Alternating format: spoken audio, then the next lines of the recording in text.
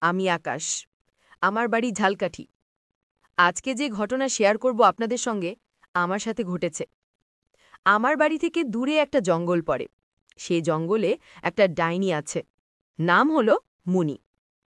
একদিন আমি একলা বাজারে যাচ্ছি, তখন কে আমার নাম ধরে ডাক দেয়। আমি বললাম, কে? আমি মুনি। আমি অনেক ভয় পাই। তারপর আমি অজ্ঞান হয়ে গেছি। তারপর যখন ঘুম ভাঙল, তখন আমি কি দেখি, সেই ডাইনির ঘরে আমি। ও বলল, আমি তোরে খাবো। আমি বললাম, না, ছেড়ে দাও। ও বলল, না, তুই আজকে শেষ। আমি আবার অজ্ঞান হয়ে যাই। তারপর ঘুম থেকে উঠলাম।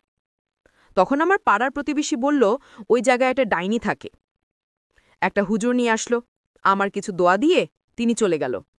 অনেক অনেক দিন পর সেই ডাইনিটি ফিরে আসলো। আজকে আমার হাতের তুই শেষ। ডাইনি আমার দিকে এগিয়ে আসলো। আমি কিছু দোয়া পড়ে ফু দিলাম। তখন দেখি কি, কিছু নাই। তারপর কোনো সমস্যা হয়নি।